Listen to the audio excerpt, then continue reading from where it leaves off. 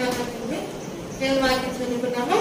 ఆది వర్తమానం మొదటి సమూయేలు గ్రంథం 1వ అధ్యాయం 2వ వచనం చదువుకున్నాం. వీరిలో ఒక దాని పేరు అన్న, రెండవ దాని పేరు ప్రార్థన చేస్తున్నాం. ప్రేమాస్వరూపమైన మా ప్రేమ పరిశుద్ధ ఇప్పుడు వరకు కానీ పాఠంలో క్రమంలో పద్ధతులలో మీరు పరిశుద్ధ చేసినందుకు గమనంలో చెల్లించుకున్నాం. ఆయన నా హృదయాన్ని నిరంతరంగా పరీక్షకు చేయండి. సురేశ్వరి గలవారు వారు దేవుడికి చూచగా నా హృదయం మంచి నేలవలే చేయండి. ఈ వాక్యమును నిగ్రహించుకోండి. ఈ వాక్యమని వెళ్తున్న మాలో 100 ముగ్గురు ఫలించినట్టుగా వ్యవసాయకులను మీరే, బోధకులను మీరే మా హృదయంలో పాలించండి. దాని వాక్యం భరించున్నానని రెక్కచరణం భద్రపరిచిన చేసిన మాటలతో మాట్లాడమని అని బైబిల్ గ్రంథం మరొక స్త్రీ పెరిగిన ధ్యానించుకుంటున్నట్టుగా తన నీతిగా మమ్మల్ని సరి చేసుకోవాలో సరి చేసుకున్నాం. నీకు ఇష్టమైన వధువుగా తండ్రి గారిగా కృపాభావం కాయించాను. పెళ్లి కుమారుగా రాన్న యేసు నామని ప్రార్థనించినట్టు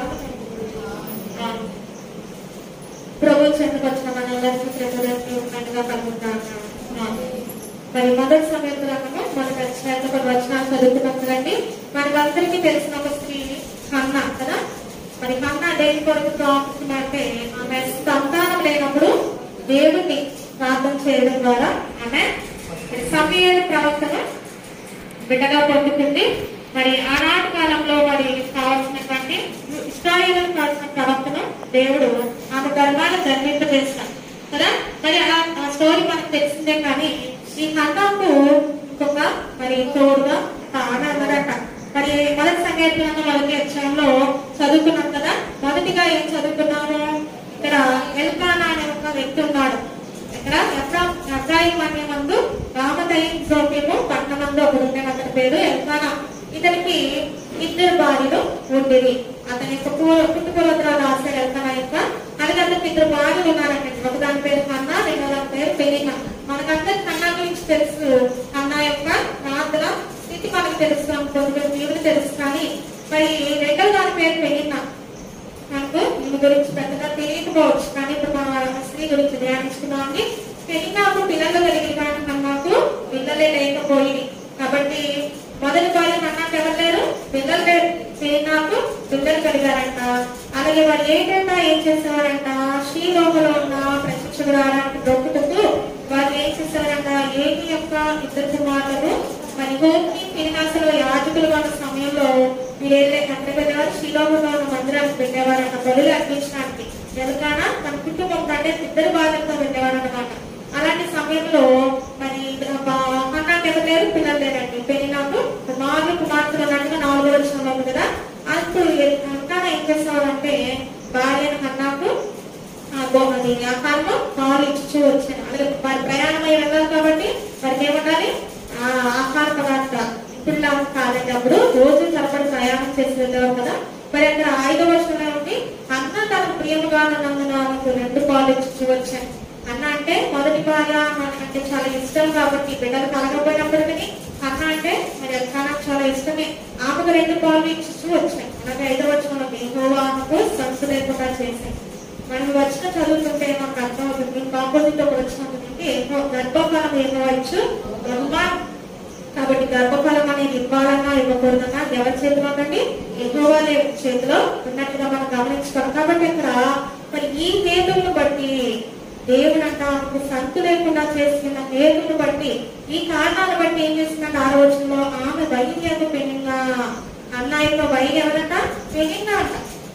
అన్న గురించి మనకు తెలుసు. కానీ అన్నకు ఒక శత్రువు వైరి ఉన్నదని మనకు ఎప్పుడు గమనించుకో. కానీ ఆమెకు ఒక శత్రువు ఉన్నట్ట వైద్యకు పెనిన్నా. ఏం చేశాడంట, ఆమెను విసిగించుకుపై ఆమెకు కోపం పుట్టించు వచ్చాను. విసిగించేదంట, కోపం పుట్టించి వచ్చారంట.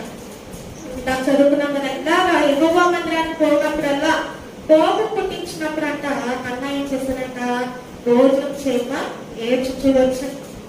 తర్వాత స్టోరీ మనకు తెలిసి 8వ వచనంలో ఎల్కానా అంటాడు, అన్న నీవెందుకు భోజనం మాంటున్నావు, నువ్వెందుకు ఏడుస్తున్నావు. మనకి ఏం చదువుకుంటుంది చూడండి. పూర్వకాలంలో కూడా మనం చేస్తే చాలా మంది మరి సంపాదన కలిగిన వారు ధనికులు ఉంటారు. వారికి ఏం కొనుగోలు ఉండదు, బిడ్డలు కొనుగొంటుంది. ఆ సమయంలో వారు చక్కగా వాళ్ళు ఉండొచ్చు. మరి బిడ్డ లేకపోతే ఏమి నువ్వు ఎందుకు ఏడుస్తున్నావు, నువ్వు ఏడవలసిన పని లేదు, నీకు ఏమి తక్కువైంది, బిడ్డలే కదా, నీ భోజనం మానటేనా, భోజనం మానేంత కష్టం నీకు, నీకు మనోపచారం ఎందుకు కలిగిందని చెప్పేసి 10 మంది కుమారుల కంటే నేను మీకు విశేషమైన వాడిని అని చెప్తా వచ్చారట. మరి అలాంటి సమయంలో ఇక్కడ తర్వాత అన్న చాలా ప్రార్థన చేసుకుని దొరుకుబడి ప్రార్థన, దేవాన్ని నాకు కుమారుని ఇస్తే నేను ఈ ప్రతిష్ట చేస్తానని ప్రార్థన చేసుకుంటే నాకు పొందుకుంటుంది, అవన్నీ తర్వాత విషయం. కానీ మధ్యలో ఈ జరిగిన మొదటి వచనాల్లో ఈ పెరినా గురించి మనం ధ్యానించుకున్నాం. పెరినా అనే పేరు అర్థం ఏంటంటే pearl or precious stone in Hebrew. Hebrew భాషలో పర్ల్ అంటే ముత్యము, ప్రెషియస్ విలువైన అని రాయి అని చెప్పేసి అర్థం ఉన్నదన్నమాట. మరి ఇక్కడ ఈమె ఆ ఎల్కానా ఇద్దరు బహుభార్యగా కలిగినాడు. అంటే ఏంటంటే నాకు తెలిసి మరి నేను అనుకోవడం, మరి మొదటి భార్యకి పిల్లలు లేదు కదా, మరి చాలా మంది సలహాలు ఇస్తుండొచ్చు, ఎన్ని సంవత్సరాలు బిడ్డ లేకుండా వంశం లేకుండా ఉంటావు అని చెప్పేసి ఆనాటి కాలంలో బహుభార్యత ఉండేది కాబట్టి మరి ఎల్కానా మరి ఈమెను వివాహం చేసుకుని ఉండవచ్చు. మరి ఈమెకు చక్కగా కుమారుడు కలిగి ఉండవచ్చు. కానీ ఎల్కానా తన మొదటి భార్య కన్నా ప్రేమను పోగొట్టుకోలేకపోయాడు. మరి అది చూడలేని పెరిగిన మరి నాకు బిడ్డలు ఇచ్చాడు దేవుడు, నన్ను ఎక్కువగా ప్రేమించాలి. కానీ ఇక్కడ ఏం జరుగుతుంది, 2 పాలు ఇస్తున్నానంట అన్నప్పుడు. మరి ఇది మరి కారణమై ఉండొచ్చు. మరి పెరిగిన మరి ఇంకా మరి అలాగే కాబట్టి మనము ఈమె జీవితం చూసినప్పుడు పెరిగిన ఎందుకు ప్రవర్తించింది, దాని పర్యవసనాలు ఏంటని తెలుసుకునే ముందు పరిశుద్ధ గ్రంథంలో పిల్లల గురించి అనేక వచనాలు ఉన్నాయి. మరి పరిశుద్ధ 11వ వచనం 30వ వచనం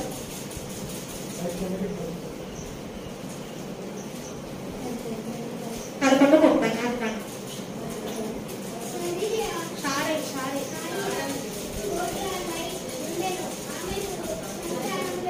మొదటిగా గొడ్రాలైన ఎవరంట, షారై గొడ్రాలైన సంతానం. అలాగే 15వ వచనం 2వ వచనం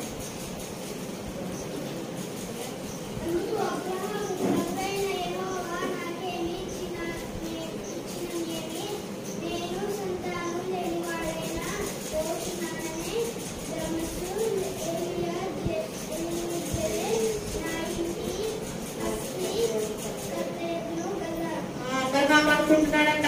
మరి నాకు మరి సంతానము లేనప్పుడు నాకు ఏమిచ్చి నేను ఎన్నిస్తే ఏమి సంతానం లేనివాడిని కాబట్టి నేను దమస్కెళ్ళాల్సిన నా దగ్గర ఉన్న దాసులే నాకు ఇంత ఆస్తున్నట్టు అవుతాడు కదా, అబ్రాహం బాధపడుతున్నాడు. నాకు న్యాయాధిపతులు కదా నాకు అది కూడా వచ్చింది 2వ వచనం.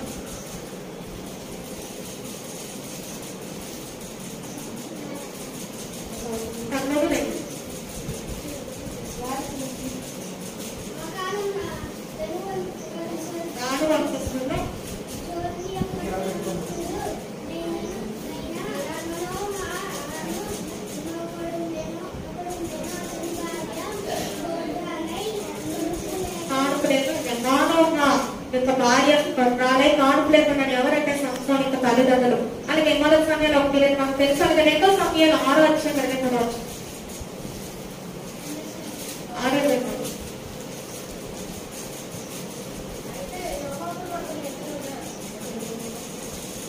ఇంతకంటే మరి ఎక్కువగా నేను కుంగిదనుబడి నా దృష్టికి నేను అల్పునే నీకు చేసిన పరిస్థితులు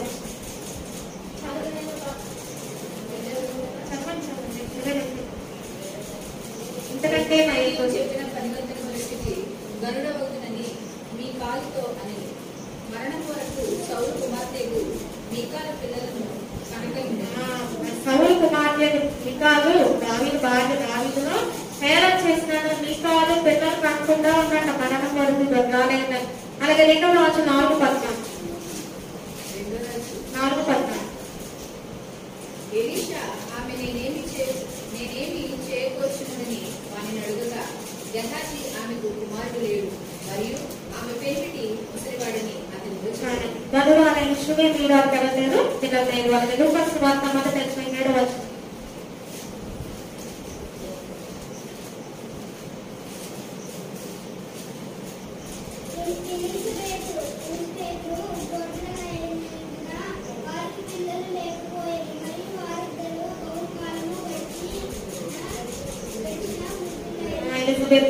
బాప్టిస్ట్ నుంచి యోహాను తల్లిదండ్రులు కూడా మొదటిగా ఎలిజబెత్ గొర్రాలై ఉన్నది. లూకాసు వార్త 20వ అధ్యాయంలో పొందవచ్చు.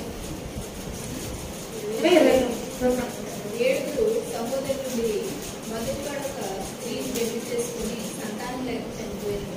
రెండో వాడును మూడో వాడును ఆమె పెళ్లి చేసుకుంది. ఆ ప్రకారమే 7 ఆమె పెళ్ళాడి సంతానం లేక చనిపోయింది. ఇక్కడ కుమారులు కూడా సంతానం లేని స్త్రీ గురించి మనం చూస్తున్నాం. మన టెక్స్ట్లోకి వచ్చినప్పుడు ఈ పెళ్లి గురించి మనం చదువుతున్నప్పుడు మరి పరిశుద్ధ గ్రంథంలో చూస్తే లేకపోతే ఈ లోక చరిత్రలో చూస్తున్నాం. మరి గర్భఫలం అనేది కొంత విషయంలో ఆలస్యం అవుతుంది, కొంత విషయంలో గర్భఫలం అనే గర్భానమే ఉండకుండానే వారి జీవితంలో అంతమైపోతుంది. అది మరి చాలా పెద్ద విషయమే అయినప్పటికీ కూడా మరి అలాంటి సమయంలో మరి పెళ్లిన ఎలా ఏర్పడింది అన్నది మనము చూడాల్సిన విషయం. ఇక్కడ మరి చూడండి, అమ్మాయి పెళ్లిన యొక్క స్థితి ఎలా ఉందంటే ఆమెకు దేవుడు పిల్లలు ఇచ్చారు, బాలుకు భర్తలు ఇచ్చారు. మరి తనకు మరి సవతి అయినా అన్నకు ఎవరు లేరు, దేవుడు అనుగ్రహం లేదు. మరి చూడండి, లోకంలో సామాజిక పిల్లలు లేనప్పుడు ఏమనుకుంటారంటే మీరు ఏ పాపం చేస్తున్నారో, లేకపోతే మీకు ఎందుకు కష్టమై కొరతో కొనుగో మీరు ఏ విషయంలో సరఫరా అన్నట్టుగా సమాజం అనుకునే స్థితి ఒక్కొక్కసారి ఉంటుంది. ఎందుకు వీరికి పిల్లలు కలగట్లేదు, లేకపోతే వీరి ప్రయత్నాలు ఎందుకు సఫలం అవ్వట్లేదు అనే స్థితి ఉంటుంది. మరి అలాంటి సమయంలో అలాంటి వాటిని చూసినప్పుడు మనము బాధపడాలి, వారి కొడుకు వేయించాలి, ప్రార్థన చేయాలి, వారి జీవితాలు ప్రయత్నించాలి, వారికి రోగాలు కాదు, దాని వాళ్ళు ఏం చేయకూడదు, మరి ఇంత ఎక్కువగా వారు బాధ పెట్టకూడదు. కానీ తెలియక మరి ఇటువంటి మనస్తత్వం కలిగి మరి విసిగించే మనస్తత్వం అలాగే ఏం చేస్తుందంట, కోపం పుట్టిస్తుందంటండి. మరి చాలా బాధ కదా, మరి అన్నాక ఒక బాధ ఉన్నది, ఆ బాధ ఏం చేస్తుందంటే రెట్టింపు చేస్తుంది. అది చాలా చెడ్డ గుణమైనది. మన పరిశుద్ధ గ్రంథంలో చూసినప్పుడు ఇంకొక స్త్రీ మనకు గుర్తొస్తుంది, వరకు గమనించుకున్నాం. ఎవరంటే హాగరు. అబ్రాము చాలా ఇద్దరు కూడా మరి దేవుడు వాగ్దానం ఇచ్చి 25 సంవత్సరాలు అయ్యాక ఇస్సాకును దేవుడు ఇస్తారు. అక్కడ జ్ఞాపలో మరి వారికి 70వ సంవత్సరంలో దేవుడు అబ్రహాం గారి వాగ్దానం ఇస్తే 90 సంవత్సరంలో మరి ఏమవుతుందంటే 99వ సంవత్సరంలో దేవుడు అబ్రహాముకు సారాయికి ఇస్సాకును ఇస్తారనమాట. కాబట్టి ఏంటంటే ఈ మధ్య గ్యాప్ లో ఏమవుతుందంటే సారాయి స్త్రీలకు ఉన్న బలహీనత ఏంటంటే సహనం ఉండదండి. దేవుడు ఇచ్చే వరకు ఏమడదు, సహనం ఉండదు. ఎందుకంటే స్త్రీలు ఎవరన్నా బలహీన ఘటనలై ఉన్నారు కదా. ఒక్కొక్కసారి రేపటి దినాన్ని దేవుడు ఆశీర్వదిస్తారా అనే సమయానికి మరి ఈ రోజే మనము చల్లారిపోవచ్చు, లేకపోతే అసహనంలోకి వెళ్ళిపోవచ్చు అనమాట. కాబట్టి అలాంటి స్థితి సారాయి కలుగుతుంది. కాబట్టి ఏం చేసింది, అబ్రహాముకు ఒక సలహా ఇచ్చిందంట.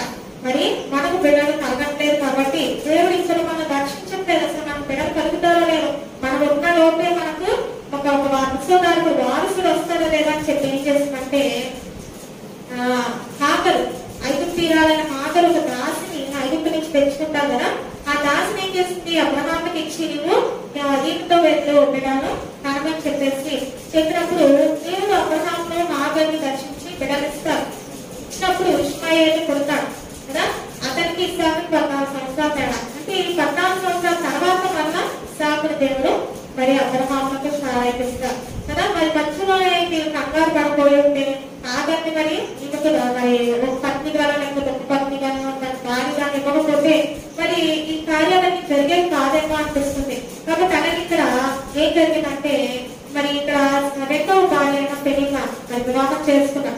అక్కడ హాగరు కూడా ఇష్మాయేలు కన్నాక తన యజమానులైన సారాయి నిల్చున్న చోట నిలబెట్టింది. అప్పుడు సారాయి ఏం చేస్తుంది, సారాయి అంటే దయ్యాలి అనే పేరు అనమాట. ఆమె సారాగా మారింది రాజకుమారిగా. మొదటిగా ఏం చేస్తుంది, దయ్యాలిలో ఉన్నదంట. ఆమె ఎవరిని హాగరుని మరి ఇబ్బంది పెట్టిందంట. తన కుమారుని కూడా ఇబ్బంది పెడితే శ్రమ పెట్టడం వల్ల కాదు, ఆ ఇంటిని నుంచి పారిపోయేటట్టుగా చేసిందంట. మరి అలాగే ఇక్కడ కూడా అన్న మరి ఒప్పుకోకపోతే ఎక్కడైనా రెండవ భార్యగా పెళ్ళిగా వచ్చేదని చెప్పండి, లేదు. అలా చాలా మరి ఒక ఎడం ఇచ్చిందంటే స్థలం ఇచ్చింది కాబట్టి హాగరు భార్య అయింది. ఆమె యొక్క సంతానం ఎప్పుడు ఇష్మాయేలు మరి ముస్లిం మహమ్మదీయులు అందరూ ఇష్మాయేలులే కదా. మరి అబ్రహాం సంతానమే కాబట్టి దేవుడు క్రైస్తవుని మహమ్మదీయుని అబ్రహాము చాలా సంతాన్ని, తర్వాత హాగరు సంతానాన్ని కూడా దేవుడు దీవించమని అబ్రహాం ప్రార్థన బట్టి దేవుడు అటుపక్క క్రైస్తవులు పక్క మహమ్మదీయులు కూడా ప్రపంచం అంతా వ్యాప్తించున్నారు. మరి అలాంటి సమయంలో మరి హాగరుగా ఉండకూడదు. అప్పుడు దేవుడు ఏం చెప్తారు హాగరుతో, హాగరు సారాయి రాసిన హాగరు నీవు నీ గతస్థితి జ్ఞాపకం చేసుకుని యజమాని వాళ్ళ అడిగి మనకి ఉండమని దేవుడు హాగరుని మరలా సార దగ్గర పంపుతారు. అలాగే ఇక్కడ మరి ఇక్కడ పెళ్లినా కూడా రెండో వారిగా వచ్చింది. సరే దేవుడు అందరూ పొందుకుని కుమారుడు మాత్రం పొందుకున్నప్పుడు ఈ అన్న ఎడల ఏమి ఉండకూడదు, నీచమైన స్థితి ఉండకూడదు. ఒక్కసారి మనం అలాగే ఉంటాం. మేము మరి మనకు ఎడమిచ్చిన వాడిని, మనకు స్థలం ఇచ్చిన వాడిని, లేకపోతే మనల్ని మరి బాగు చేసిన వాడిని మనం ఏం చేస్తాం, నీచంగా చూసే స్థితి మనలో మరి సాతాను పెట్టేవాడికి ఉన్నాడేమో. కాబట్టి మనం అలాంటి స్థితి ఏమైనా ఉంటే మనం ఏం చేయాలి, మనము అది సరి చేసుకోవాలి. గత స్థితిని ఎప్పుడు కూడా మనం మర్చిపోకూడదు. ఒక్కొక్కసారి గత స్థితి మనం మర్చిపోయే వారికి ఉంటామేమో. మరి పెరిగిన ఊరు పనులు చేసినట్టు మనం చూడగలమండి. మరి దేవుడు ఆమెకి ఇచ్చిన ఆశీర్వాదం పెరిగినాకి అడుగుతున్నాను, దేవుడు పిల్లలను కుమార్తెను ఇచ్చి ఉంటారు. మరి ఆశీర్వాదాన్ని బట్టి ఆమె మనం హెచ్చించుకున్నాము. మరి అన్నాన్ని మరి నీచంగా చూస్తున్నాము.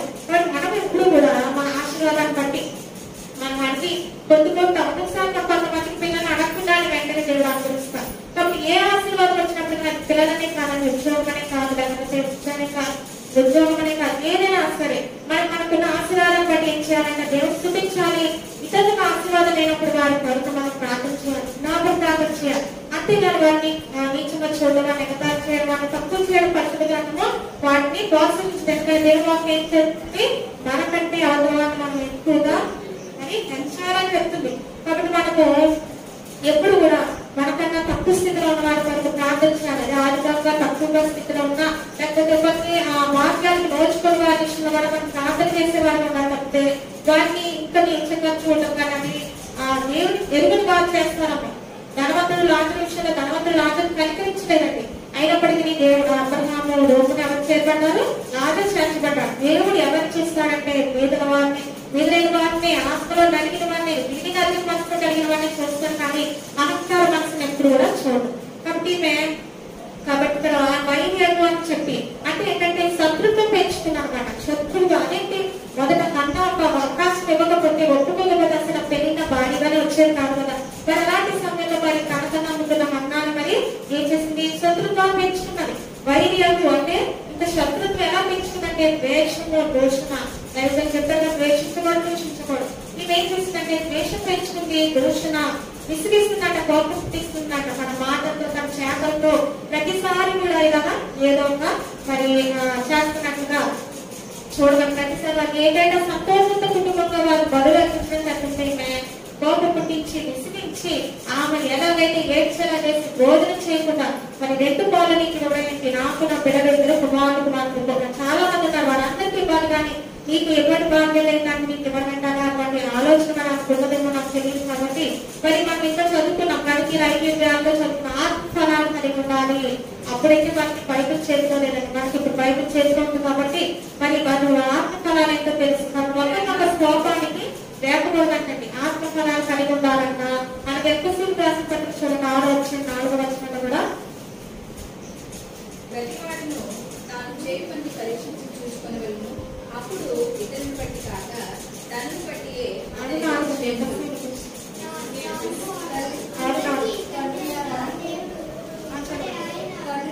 మీ పిల్లలకు కోపం లేక ప్రభు యొక్క శిక్షలో దేవుడు వాక్యం తెలుస్తుందంట. కోపములకు లేకపోవడండి, కోపములకు లేకపోవడంట. మరి మనకు ఒక్కొక్కసారి ఏమైనా ఎదుటి వారి కోపానికి దేవుడితో మేము అలా చేయకూడదంట. అందుకే దేవుడు అసలు మృదువు మాట కోపంతో సలారుస్తుందంట. కాబట్టి ఏం చేస్తుందంట, శత్రుత్వాన్ని పెంచుకుంది, అలా ఉండకూడదు. అలాగే మత్తయి సువార్త 5:44 నేను మీతో చెప్తున్నగా మీరు పరలోకమందున మీ తండ్రికి కుమారులై ఉండినట్లు మీ శత్రువులను ప్రేమించి మిమ్మల్ని హింసించే వారి కొరకు ప్రార్థన చేయండి. కాబట్టి ఇక్కడ మన శత్రువులు ఏం చేయాలంట, ప్రేమించాలి, హింసించే వారి కొరకు కూడా ప్రార్థన చేయాలి. కాబట్టి మనం హింసించేవారు ఎక్కడ ఉంటారు చెప్పండి, మనం ఇంట్లో ఉంటే ఇంట్లో ఉండొచ్చు, బయటకు వస్తే బయట ఉండొచ్చు. కాబట్టి ఎక్కడైనా ఉండొచ్చు. దుస్తులు ఎవరో ఒకరిలో దూరి మనం హింసించవచ్చు శారీరకంగా, మానసికంగా. కాబట్టి వారి కొరకు ప్రార్థన చేయాలి, వారి కొరకు ప్రార్థన చేయాలి. లూకాసు వార్త 6:27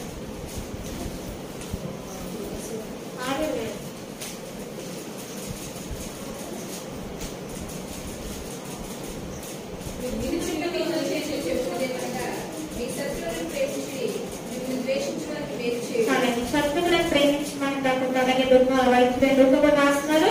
ద్వేషించే వారికి మేలు చేయండి, ద్వేషించే వారి కొరకు మేలు చేయండి. అంటే ప్రేమించడం మాత్రమే కాదంటే వారికి మేలు కూడా చేయాల్సిన అవసరం ఉంది. అంటే మనకి మేలు ఎవరెవరు చేయాలి, మనకు అందరికీ మేలు చేసే వారు ఉన్నారు. కానీ ఏం చేస్తుంది, ఈమె ఇంట్లో ఉన్నాయి అన్నాన్ని మరి వైద్య శత్రువుగా భావించినట్టుగా మనం చూడగలం. అలా చేయకూడదు. వైద్య శత్రుత్వం పెంచుకోవడం కానీ ఏది కూడా మనం చేయకూడదు. ఉంటే మనం ఏం చేయాలంట, సరి చేసుకోవాలి. అలాగే రెండో విసిగించడం.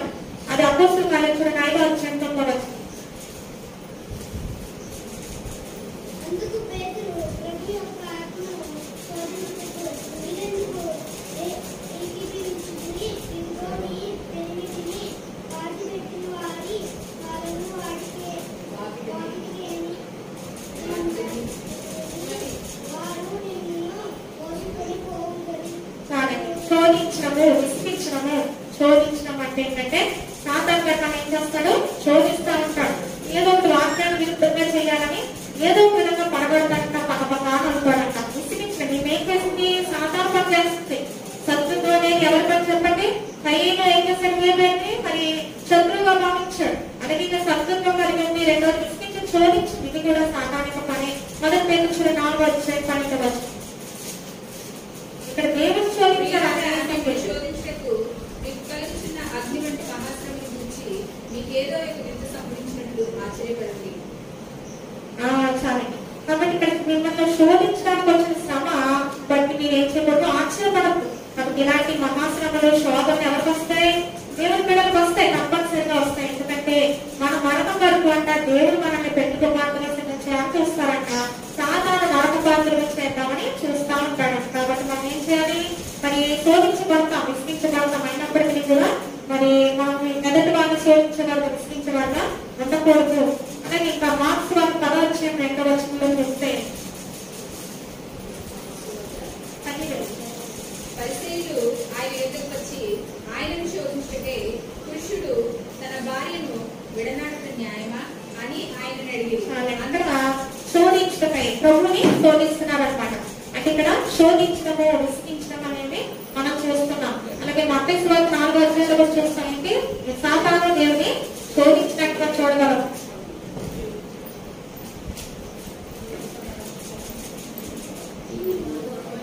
అలాగే 16వ మత్తయి సువార్త 16వ అధ్యాయం వరకు పరిసయ్యులను వెతుక్కొని వచ్చి ఆయనను శోధించుటకు ఆకాశం నుండి ఒక సూచక క్రియను సంభవించుమని ఆయనను అడగగా ఆయన ఇట్లనెను. కాబట్టి ఇక్కడ శోధించడానికి వచ్చామట. ఎవరు పరిస్థితి పొందుతాడు ప్రభువుని. అంటే ప్రభు యొక్క మనకు తెలుసు, అయినప్పటికీ ఆకాశంలో సూచకుని చూపమని అడుగుతున్నారంట, శోధిస్తున్నారంట. అంటే ఏంటంటే ఆయన యొక్క మనకు తెలిసి కూడా అందరి ముందు ఏం చేస్తున్నారంట, అవమానించడానికో లేకపోతే మీరు మాకు ఒక సూచకుని చూపండి అంటే ప్రభు ఏం చెప్తారు, ఇంకనో సమయం రాలేదమ్మా అంటారు. అంటే ప్రభు తెలుసు ఏ రోజు ఏ పని చేయాలో. తండ్రి తనకు తెలవారుజామున తన రాత్రికాలం అంతా దేవుడితో సహవాసం చేసిన కంటి చూపించిన క్రియలే కుమారుడు చేశారు.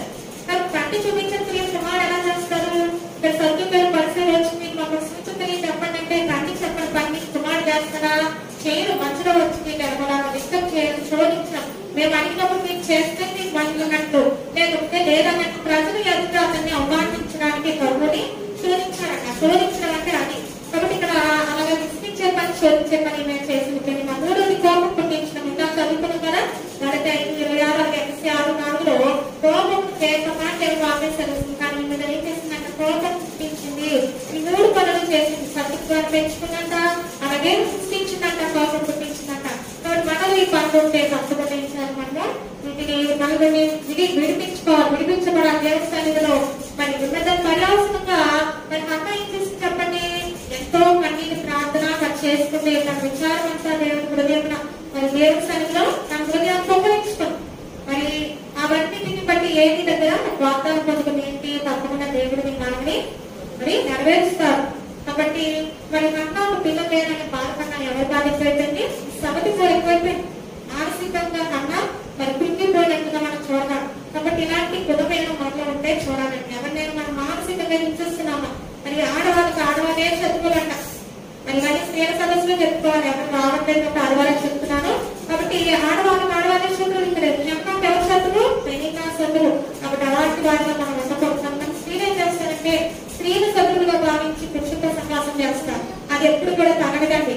ఎందుకంటే సాటి ఆడదాన్ని పిల్లలు అన్నాని అవేయించాలయ్యో మరి అన్నానికి వెళ్ళిపోయే కొరకు ప్రార్థన చేస్తాం అనే విశ్వాసం మీకు కేవలం ఉండగా పెరిగినట్టు లేదు కదా. పెరిగిన పిల్లలకి చక్కగా సౌకర్యంగా చక్కగా ఆ బలు అర్పించడానికి వెళ్తున్న అన్న ఎటువంటి స్థితి లేనప్పుడు అన్నతో ప్రేమగా ఉండి వారందరూ కలిసి నా బిడ్డని పెడగతారని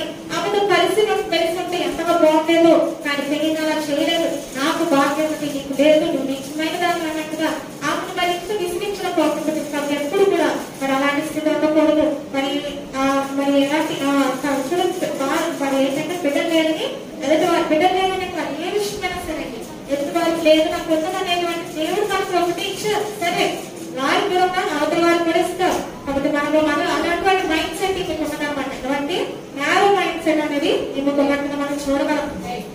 కాబట్టి ప్రతి క్షణం కూడా మనం టార్చర్ చేస్తున్నట్టుగా చూడగలం. కాబట్టి అలాంటి స్థితి మనలో ఉండకూడదు.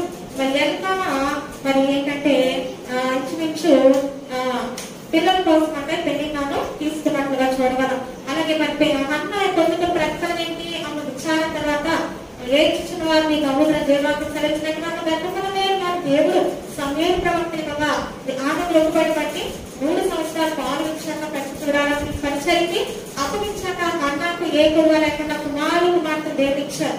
అలాగే పెళ్లిగా కూడా మరి మనం ఏం వెతుకుతామో అదే వస్తామండి. పెళ్లిగా కూడా మరి ఆమె మరి అన్నాన్ని మానసికంగా హింసించినందున ఏం కొడు పడుతుందంటే అన్న ఒకరిని ప్రసవించేసరికి పెళ్లినాకు ఇద్దరు పిల్లలు చనిపోయారట. ఎంత భయంకరంగా కూడా ఈ పరిశుద్ధ గ్రంథంలో లేదు కానీ మిత్రాక్షరాలు చెప్పేసినటువంటి గ్రంథాలు ఉందండి. కాబట్టి మరి కేవలం పెళ్లినాకు చివరికి 2 పిల్లలు మిగిలారట. కాబట్టి ఆమె హెచ్చించినది గర్వించింది. మాకు దేవుడి భాగ్యం ఇచ్చారు అనుగ్రహం ఉంది అని చెప్పేసి హెచ్చించుకున్నప్పుడు అన్నాకు పిల్లలు పుడుతున్నారు, ఆమెకు ఆశీర్వాదం వస్తుంది, ఆశీర్వాదాలు పోతున్నాయి. మరి అలాంటి సమయంలో కూడా అన్న ఏం చేసేదంటే పెళ్లినా కోసం ప్రార్థన చేసేదంట. కాబట్టి పెళ్లినా కుమారులు మరి తీసేసాక అన్నాకు దేవుడు ఇచ్చారా మరి ఒక అసూయ కానీ ఒక లేకపోతే వాళ్ళకి బాధ పెట్టడం కానీ ఎదుటి వాళ్ళు ఎలాంటి స్థితి ఉన్నప్పుడంట వీళ్ళకి రావాల్సిన మరి ఆమెకున్న ఆశీర్వాదం తీసుకెళ్ళాక అన్నాకు దేవుడు ఇచ్చారంట. కాబట్టి ఎప్పుడు కూడా మనకు కలిగిన దాన్ని బట్టి హెచ్చించకూడదు.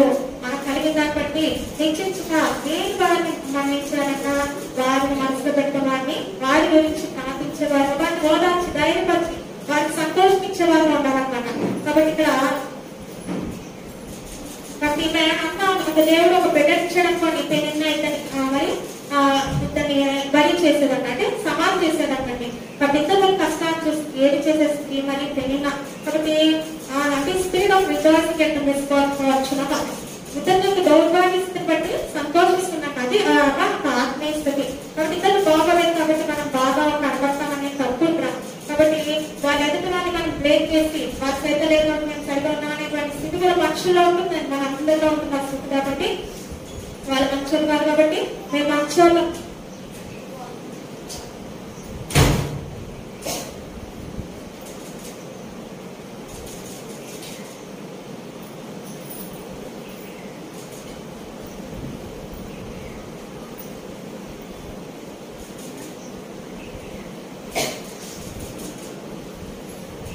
ఎందుకు చేస్తానంటే నేను నాకు చెప్పినట్టుగా అన్నకు 2 పాలు తెచ్చు వచ్చారట. ప్రియముగా ఉన్నాడు ఎక్కడా అన్నకు ప్రియముగా ఉన్నాడు. అలా ఉండకూడదు అనేసి ఎందుకు అన్నకు బిడ్డలేదు కదా, నాకు బిడ్డలు వచ్చారు కాబట్టి నన్ను నా బిడ్డని ప్రేమించాలి, నాకు ఎక్కువ పాలు ఇవ్వాలనేటువంటి ఒక ఆలోచన బట్టి ఇందులో బాధపరిచినట్టుగా మనం చూడడం. మరి మొదటి సమయం 2వ వచనాలు చూడండి. భుజించిన వారు అన్నము కావాలనని కూలికి పోవుదు, ఆకలి ఉన్నవారు ఆకలి తీరా తిందురు. గొడ్రాలు 7 పిల్లలను కన్ను, అనేకమైన పిల్లలను కనినది దూషించుకోవుదు. కాబట్టి ఇక్కడ అన్న జ్ఞాపకం చేసేలాగా ఎలాగైనా చెప్పిన రోజు మొదటి వచనంలో ఉంది. దేవుడు మరి అన్నాడు దర్శించి ప్రవర్తన సమయం ఇచ్చినప్పుడు హెచ్చరిక అప్పగించాక ఆమె దేవుడు చూపిస్తే మాట చెప్తున్నట్టండి. నేను ఒక ప్రసంగంలో విన్నాను, ఎవరైనా బిడ్డని హాస్టల్లో కానీ ఎక్కడైనా విడిచిపెట్టి రావాలంటే బాధగా ఉంటుందా సంతోషంగా ఉంటుందా? బాధగా ఉంటుంది. 3 సంవత్సరాలు బిడ్డనండి, పెద్ద వయసు కూడా కాదు.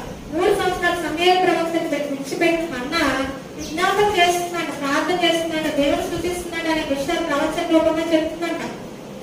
అంటే ఆమె మొదటిగానే ఆమె మైండ్ ని సరే మరి చెక్ చేసుకుంది, ఈ బిడ్డ నా బిడ్డ కాదు దేవుడి కొరకే అని చెప్పేసి. కాబట్టి ఇక్కడ చెప్తుంది ఏంటంట, గొడ్రాలు 7 పిల్లలు కన్నా, నిజమే గొడ్రాలని కన్నా అనేక పిల్లలు కన్నది, అనేకమైన పిల్లల కన్నా మరి పెళ్ళిన సృష్టించబడినట్టుగా మనం చూడగలం. విషయాన్ని పరిశుద్ధాత్మగా చెప్తున్నట్టుగా చూడగలం. కాబట్టి పిల్లలు పొందుకున్న పెళ్ళినాలో ఒక గుణం లోపించిందంట. ఏంటది? ఇతరులను ప్రేమించే స్వభావములు లేకపోవడం వల్ల ఈ పరిస్థితి ఆపించింది. కాబట్టి ఈమె అసూయతో నిండుకొని ఏం చేస్తుందంట అన్న శోధించి ఎక్కువగా కోపం తెప్పిస్తుంటే కాబట్టి ఇదంతా కూడా ఎందువల్ల వస్తుందంటే ఇంకా చెప్తున్నాను శత్రుత్వం వైరం దానివల్ల స్వార్థం వల్ల డాంబికాన్ని ఇస్తున్నామే ఈ అసూయ అనగా ఒక వృక్షంగా మారినట్టుగా మనం చూడడం. కానీ మనుషులు స్వాభావికంగా అసూయ పనులకు ఏం చేస్తారంటే సాధారణ జైలు పొందుతున్నాం. ఈ వెంటనే మనం మన దగ్గర నుండి ఏం చేయాలంటే బంధించాలి, వేసిన వాళ్ళు బంధించాలి, ఆ గుణాలన్నీ మనం విడిపించబడాలన్నమాట. కాబట్టి ఎప్పుడైతే అసూయ కలిగి ఉంటారంట ప్రయోగించిన వ్యక్తిని బద్దలు కొట్టే బాంబు లాంటి అసూయ. కాబట్టి అసూయ అనేది ఉండకూడదు. విమర్శములు మత్సరములు ఇవన్నీ కూడా శరీర కార్యాలను కలిపి 5వ పత్రంలో ఉంది కదా. కాబట్టి విమర్శలు భేదములు ఇవన్నీ అసూయ ఇవన్నీ కూడా మరి శరీర కార్యాలు ఇది మనల్ని మనం ఏం చేస్తాం బద్దలు చేస్తున్నాక ఒక గొప్ప దైవజనుడు చెప్పాడు ప్రపంచంలో 7 గొప్ప పాపాలు ఉన్నాయి. అందులో ఒక పాపం ఏంటంటే విచారంతో సహా అసూయ కూడా ఒక పాపం అని చెప్తారు. ఎందుకంటే అసూయ మనల్ని మన ఎముకలుగా ఏం చేస్తాయంటే బలహీన పరిస్థితి వాక్యం అనేక వచనాలు ఉన్నాయి. కాబట్టి పెరిగిన కలిగిన ఆశీర్వాదం బట్టి అన్నం వరకు ప్రార్థించాల్సింది పోయి చేసినట్ట ఎలా హింసిస్తున్నాం మనకి. కాబట్టి ఇక్కడ అబ్రహాము తాను కలిగిన ఆశీర్వాదం బట్టి గర్వించలేదు. మనకు తెలుసు కదా, లోతు స్టోరీ తెలుసు కదా. సొదొమ గొమొర్రా పట్టణాన్ని దేవుడు దిగి వచ్చి మరి కాల్చి వేస్తానన్నప్పుడు ఏమైంది? అబ్రహాము ఎవరితో ప్రార్థన చేశాడు? తన యొక్క మరి సహోదరుడు మన లోతు ఉన్నాడు కాబట్టి తన పిల్లల కుమారుడు ఉన్నాడు. వారి కొరకు ప్రార్థన చేయగా మన పద్ధతితో వచ్చిన మార్గాలలో మరి 10 మంది ఉంటే నేను నాశనం చేయగలుగుగా 50 మంది నుంచి 10 మంది వరకు విజ్ఞాపన చేస్తూ పోరాడుతూ దేవుడి దగ్గర నుంచి 10 మంది కలిసి ఉంటే సొదొమ గొమొర్రా అంటే నాశనం చేయకపోయేవాడు కాదని కాదు. కానీ మరి అక్కడ ఎంతమంది నీతిమంతులు ఉన్నారు చెప్పండి? లోతు ఒక్కడే. కానీ ఇద్దరికి మాత్రం ముగ్గురు ఆ ఊరు దాటి వచ్చారు. లోతు భార్య కూడా ఆమెకి అటువైపు అంటారు ముక్కు స్తంభం అన్నట్టు. కాబట్టి లోతు తన ఆశీర్వాదం బట్టి తన మరి కలిగిన వారు మర్చిపోయాడా చెప్పండి? నాకు ప్రార్థన చేశారు. కాబట్టి ఇక్కడ ఈమె పేరు మృత్యుము. కానీ మృత్యుము వాటికి గట్టి మీరు కలిగిలేదు. మృత్యు చాలా విలువైంది, చాలా వాల్యూ కలిగింది కదా. మనకు తెలుసు కదా, వర్షంలో వచ్చినప్పుడైనా మొదటి చిన్నకు ఏ ఆవశ్యకలో పడుతుందో అదే మృత్యంగా తయారు. మృత్యాలు చాలా విలువైంది కదా. కోల్స్ వేసుకుంటారు, చాలా మంది విలువైనవి. అలాంటి స్థితి లేదు ఈమెలో. మరి పేరు తగ్గ స్థితి ఈమెలో ఏమంటగా మనం చూస్తున్నాం. నాకు 11 చూస్తే చూడండి, నాగేరు సొలొమోను రాశారు 8:11.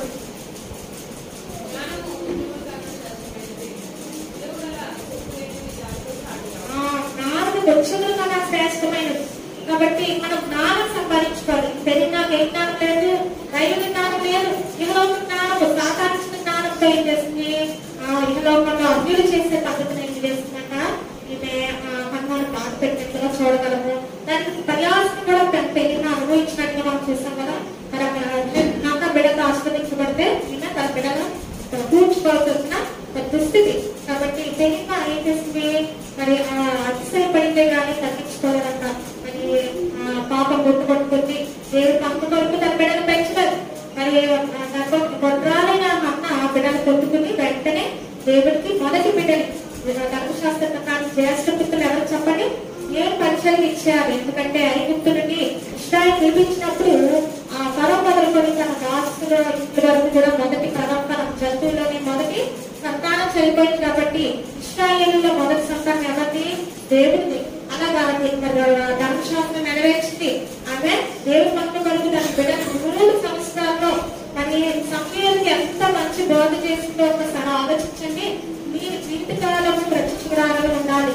దైవజనుడు ఏది ఉన్నాడు అక్కడ యాజకుడు అక్కడికి పరిచయం చేయాలి అని ఎంత ఆమెను మరి చిన్న బిడ్డను చిన్నారి బిడ్డకు అర్థమయ్యే రీతిలో 3 సంవత్సరాలు ట్రైనింగ్ ఇచ్చిందో మనం అర్థం చేసుకోవచ్చు. కానీ పెరిగిన నాకు ఎంతమంది బిడ్డలు కానీ చెప్పండి? ఆమె కలకాలం కలకలాగా 6 నెలలైనా అన్నట్టుగా ఈమెకు బిడ్డే లేదు. ఒక కుమారుడు దేవుడు ఇచ్చాడు. అది కూడా ఇస్తానని దేవుడికి ఇచ్చి మొక్కున్నది మంచిది. కాబట్టి దేవుడు తర్వాత ఆస్వాదించాడు. తర్వాత ఆమె ఆస్వాదిస్తాడు లేదు ఎవరికి తెలిసి చెప్పండి? ఆమెకు తెలియకపోవచ్చు, అన్నానికి తెలియకపోవచ్చు. కాబట్టి దేవుడు పంచుకోవడం ఆ బిడ్డను పెంచలేకపోయింది. ఆమె సరిగా లేదు, బిడ్డగా పెంచుతుంది చెప్పండి. కాబట్టి అడగకుండా నేను దేవుడు ఇచ్చిన ఆశీర్వాదం బట్టి కానీ అడిగిన తర్వాత దేవుడు ఇచ్చిన ఆశీర్వాదం బట్టి ఎప్పుడు మనం హెచ్చించుకోకూడదు. కాబట్టి దేవుడిని బాధ పెట్టే గుణాలు, ఇద్దరిని బాధ పెట్టే గుణాలను పంపించాలి. ప్రార్థన చేసి విడుదల పొందుకోవాలి. గడ్డంగా ఉండాలంటే బిడ్డగా చేరుగా ఉండకూడదండి. మనం లేకపోతే తీవ్రమైన పర్యవసనాలు ఉంటాయి. కాబట్టి దేవుడు వాక్యాన్ని విడుదలగా చేయించుకోవడం. మరియోని కలుగు వచ్చిందని ఏం చేశారంటే రొట్టెలు విడిచిపెట్టి ఐగుప్తు వెళ్ళిపోయారంటండి.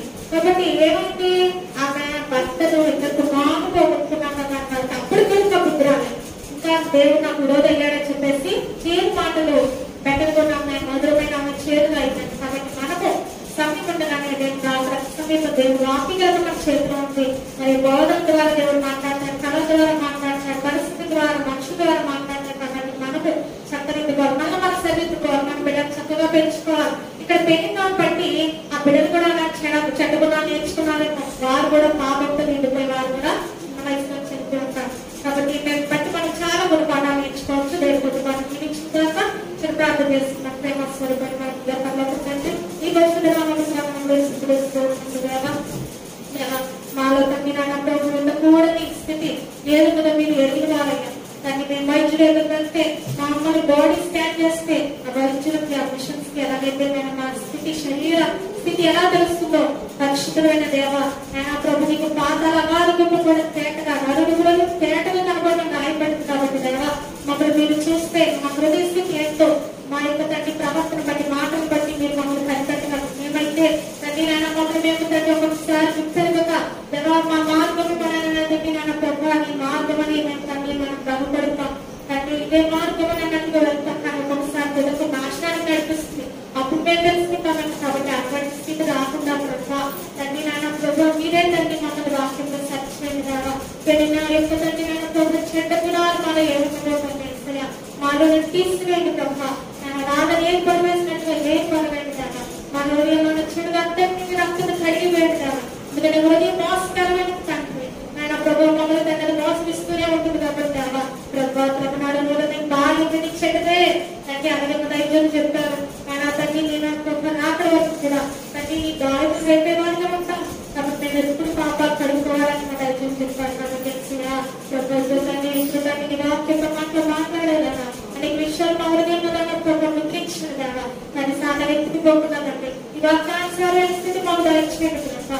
ఎదుటివాడు తండ్రి నాన్న తక్కువగా చూసే స్థితి మాలో తీసేయండి, తక్కువగా ఆలోచించి తక్కువగా మాట్లాడే స్థితి మాలో తీసేయండి ప్రభు. తండ్రి నాన్న తలపు పాపమనే మాలో ఉండని వస్తుంది. దేశంగా తండ్రి నీకు వందనాలు చెల్లించుకుంటున్నాడా ప్రభు ఇంకొక పెళ్లి తండ్రి సంతోషంగా ఒక ప్రభు అన్నాను నేర్పించి అన్న వారి ఎరకాలని కుటుంబంలోనే సంతోషం లేకుండా చేసుకుంటాను. మేము ఎక్కడైనా ఉన్నా సరే మామూలు సంతోషం ఉండాలి, కానీ ఆ సంతోషం భరించబడుతుంది. మేము ఎక్కడ ఉన్నా తండ్రి మమ్మల్ని బట్టి వారికి నా అందరికీ కూడా సంతోషమైనట్టుగా తండ్రి సంతోష కారణాలుగా మాకు చేయండి తండ్రి. ప్రభావించేవారుగా పుట్టించేవారుగా లేకపోతే శత్రుత్వం కలిగిన వారు మేము వండుకుంటున్నాం. వేసే మాలో ఉన్న తండ్రి ప్రతి విధమైన చెడుగును మీ రక్తంతో పెట్టింది. ఈ వాక్యంతో ఉత్సాహం గావించుదామంటారా వేసే మేము తండ్రి దైన్యాన్ని భయం భక్తి కలిగిన జీవితంగా ఇచ్చేది. దైన్యములు దేవుడు బొడకొచ్చినామన్న ప్రభు నా ఇంట్లో మీ నామం వచ్చి ఇంకా మీరు బడికిపోవచ్చున్నారు కదా. మీ స్వరూపం కోరుకున్న మాకు మీ భయం లేదు తండ్రి. నేను భక్తి సరిపోదు కాబట్టి నేను ఆ భయం భక్తులు వాయించిన ప్రభు. నేను వ్యవసాయంలో ఉంటే మా బిడ్డకి కన్ను ముందు పెంచగలను కదా. నేను పెరిగిన తన సరిగా లేదు తన బిడ్డలు కూడా ఆయన ప్రభు సరిగా లేక కానీ అందరూ పెంచగలను ప్రభు. చనిపోయినట్టుగా మేము చూస్తున్నాం. అటు చూస్తున్న మా బిడ్డల మామని అందరికీ రానివ్వదు తండ్రి. అన్న ఆవిడ పరిస్థితులు దాయించేయండి.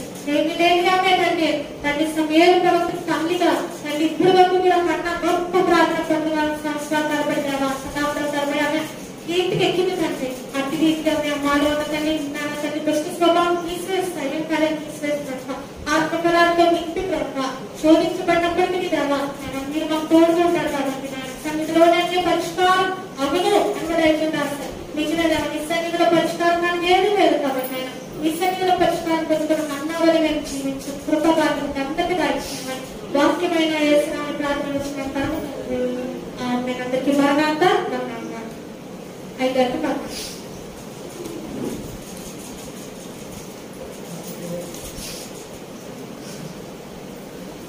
Thank you.